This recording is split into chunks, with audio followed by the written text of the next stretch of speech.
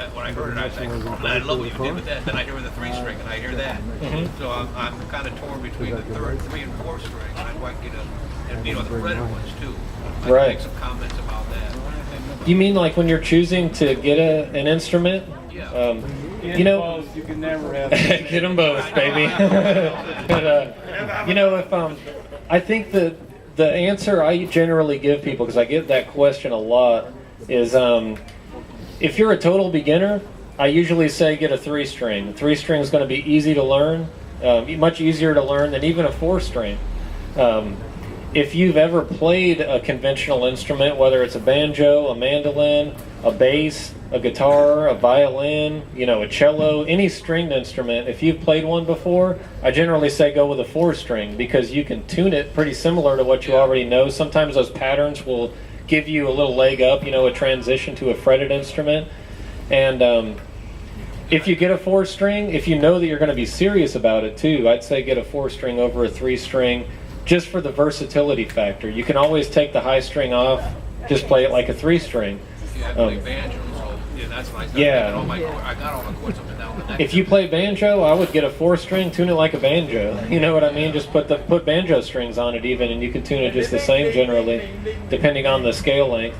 But yeah, you know, and if you get a 4-string, and you take that high string off, learn it as a 3-string, put a new string on it, and then you got your 4-string, or you know, just avoid that string sometimes.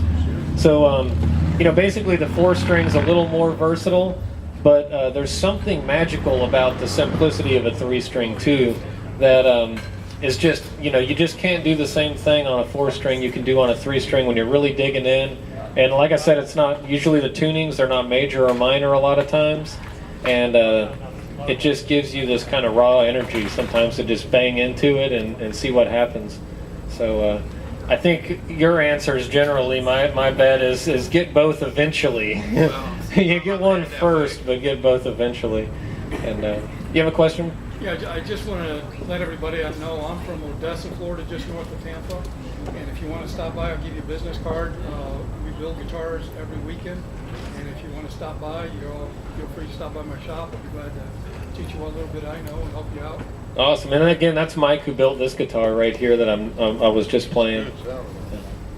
But yeah, that's great. And you know, we were talking a little bit about building too, and the techniques people build, and it kind of goes along with your question about you know, wanting to build a 6-string, but you know, seeing so many 3 and 4 strings and that kind of thing, and wondering the difference or wondering the approach. You know, is like Mike has a CNC machine, which I love seeing what people can do with a CNC machine, which is, you know, basically a robotic machine where you can program cuts into it and things like that, get all kinds of, you know, designs and shapes, accuracy you really can't get by hand. And you know, there's something about a handcrafted guitar that has its own magic, and there's also something about an instrument that you know, you can do those kinds of minute things with, you can program things like that in. And it's just fascinating to see people, you know, take like a hybrid approach to building where they're not basically afraid to use any kind of technique if it's going to serve the build. And I think that that's a great way to look at it. You know, again, I've heard people say a lot of times, you know, I've got several cigar box guitars, license plate guitars, things like that have factory built necks on them. They're 6 strings.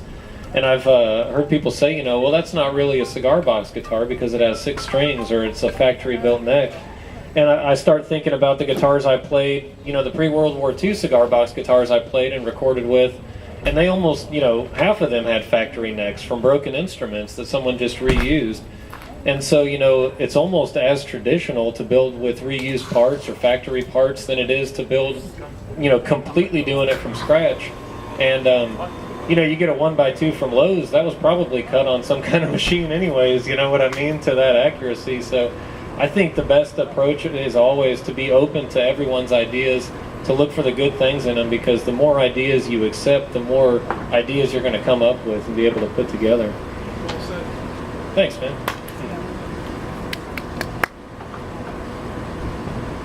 And if anyone has a guitar too they want me to play, I'd be happy to. Well, I've got a few more minutes here on the workshop. Oh, awesome.